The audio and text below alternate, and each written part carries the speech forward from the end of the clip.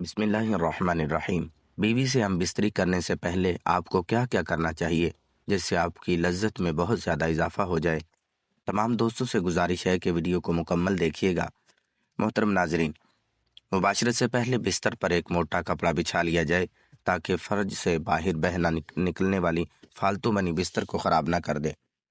اسی طرح مباشرت کے بعد شرمگاہوں کی صفائی کے لیے پہلے سے قریب ایک صاف کپڑا بھی رکھ لیں۔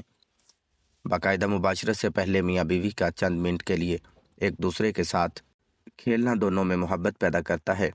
پہلے دونوں کپڑوں سمیت اپنے جسم کو ایک دوسرے کے ساتھ مسلیں اور کچھ دیر بعد ایک دوسرے کے جنسی اعضاء کو ہاتھ سے ٹٹولیں اور مسل کر اسے لذت دیں اور خود بھی لطف اندوز ہوں اور اپنی بیوی ساتھی کو بھی لطف اندوز کریں۔ لباس اتارنے سے پہلے چند منٹ کا یہ کھیل نہ صرف حصول لذت کا ایک اچھا ذریعہ ہے بلکہ اس سے بیوی کو مباشرت کے لیے مکمل طور پر تیار ہونے پر بھی بھرپور مدد ملتی ہے۔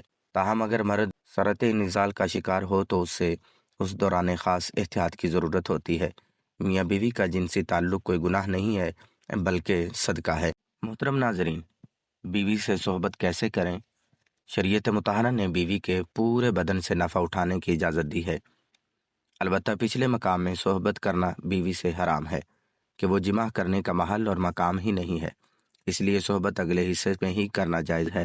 اس کے لیے جو بھی طریقہ اختیار کیا جائے شریعت میں اس کی ممانعت نہیں ہے، البتہ اشارتاً دو طریقے بہت معلوم ہوتے ہیں۔ پہلا طریقہ جو ہندار میں فطری طریقہ ہے کہ مرد اوپر رہے اور عورت نیچے ہو، اس میں جان بین سے لذت کا حصول زیادہ ہے۔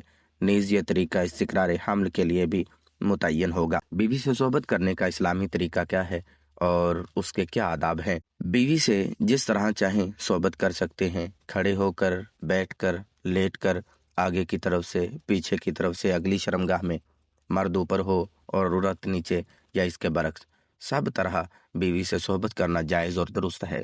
البتہ پچھلی شرمگاہ یعنی پاخانے کے مقام میں صحبت کرنا جائز نہیں ہے، حرام ہے۔ اور جماع میں بہتر طریقہ یہ ہے کہ عورت نیچے ہو اور مرد اوپر، اگرچہ اس کے برعکس بھی جائز ہے۔ اگر مرد عورت سے پہلے فارغ ہو جائے تو اسے عورت کے فارغ ہونے تک برابر مشغول رہنا چاہیے، ہٹنا نہیں چاہیے، اور صحبت سے پہلے عورت کو جماع کے لیے مکمل طور پر آمادہ بھی کر لینا چاہیے۔ پیار و محبت کی باتیں اور کام کے ذریعے عورت کو مکمل طور پر تیار کیے بغیر صحبت کرنا اچھا نہیں ہے، اور صحبت کے بعد دونوں کو پیشاب بھی کر لینا چاہیے تاکہ اگر منی کا کوئی قطرہ سوراخ میں رہ گیا ہو تو وہ خارج ہو جائے۔ محترم ناظرین، لذت سے بھرپور بہترین اصول۔ نمبر 1، میاں بیوی کام کے عمل کو پہلے سے طے کر لے، یہ ایک بہت لطف اندوز ہوتا ہے۔ نمبر 2، کام والے کمرے کو رومانٹک بنانے کے لیے اپنے کمرے میں لائٹ مدھم ہو۔ مدھم لائٹ میں عورت کا جسم خوبصورت اور پرکشش دکھائی دیتا ہے۔ اسی طرح کمرے میں اپنے پسند کا خوشبو بھی لگا لے۔ نمبر 3، کام سے پہلے میاں بیوی دونوں اپنی شرمگاہوں کو ٹھنڈے پانی سے دھو لے، یہ مرد کی ٹائمنگ میں اضافہ کرتا ہے اور عورت کی شرمگاہ قدر تنگ ہو جاتی ہے، جس سے کام کرنے میں بہت زیادہ لطف محسوس ہوتا ہے۔ نمبر 4، کشادہ بستر کا انتظام کریں اور بستر نہ بہت زیادہ نرم ہو اور نہ ہی بہت زیادہ سخت۔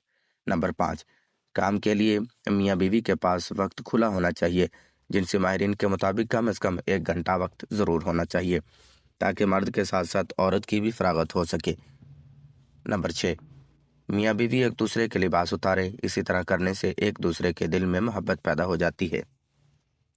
شوہر کے لیے بیوی کی کام والی جگہ چھونے اور دیکھنے میں کوئی حرج نہیں ہے، لیکن اسے چومنا بے حیائی ہے۔